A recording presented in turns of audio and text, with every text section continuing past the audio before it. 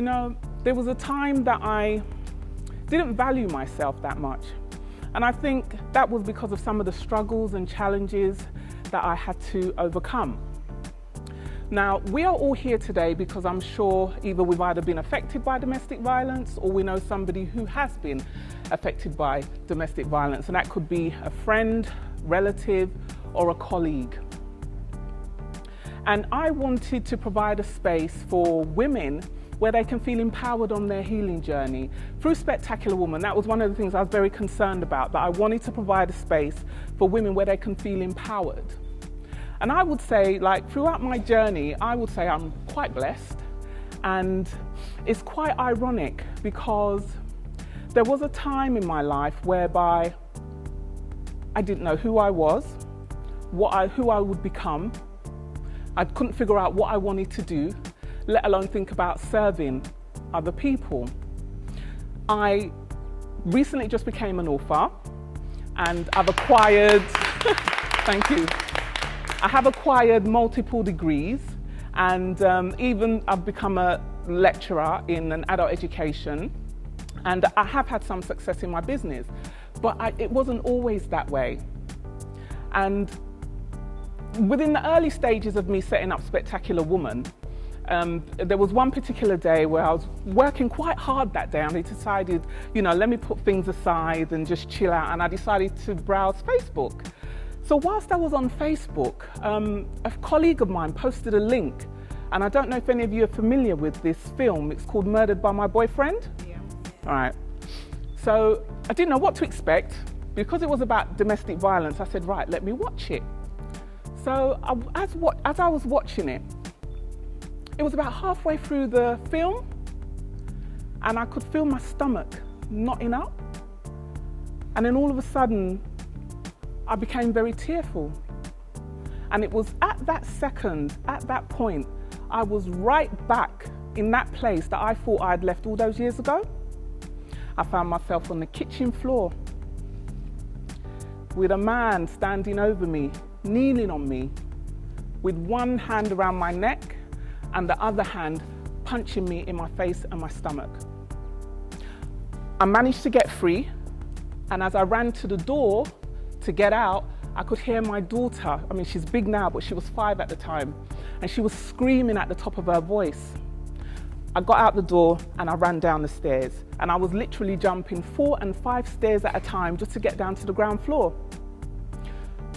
When I got down to the ground floor, I began thinking, what in God's name have I done to deserve this?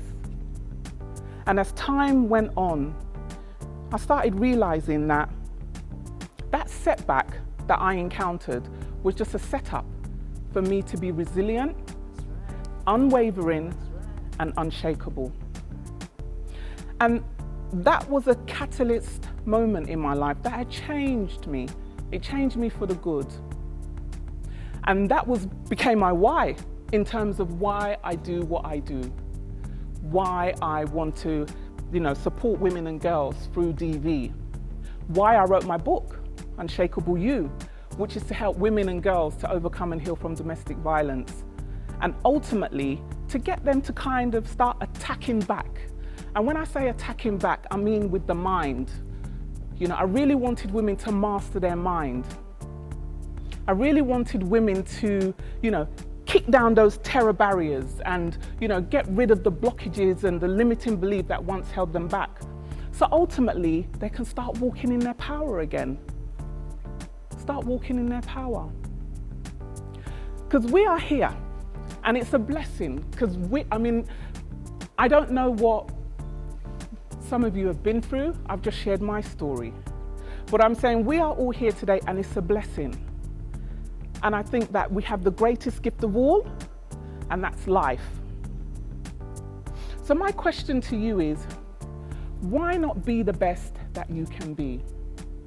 Why not start to use the creative talents and abilities that you were gifted with? Why not start to walk in your power? And then start asking yourself this question: who will I be? How can I contribute? How can I play full out? And what can the world expect from me? And I think that now is the time. Today we celebrate the International Day for Eliminating Violence Against Women and Girls. And you've heard from Zina, you've heard from Flavia with her poem. And what oozes from them is resilience, power, and strength. And they are walking in it. So what's stopping us? What is stopping you? And I say now is the time. Now is the time for you to know, to understand who you are, and for you to realize what you can ultimately do. And then lastly, as you leave here today, I just hope that you walk out just a little bit taller than when you walked in, knowing that you are greater than one or two bad experiences that you may have encountered in your life.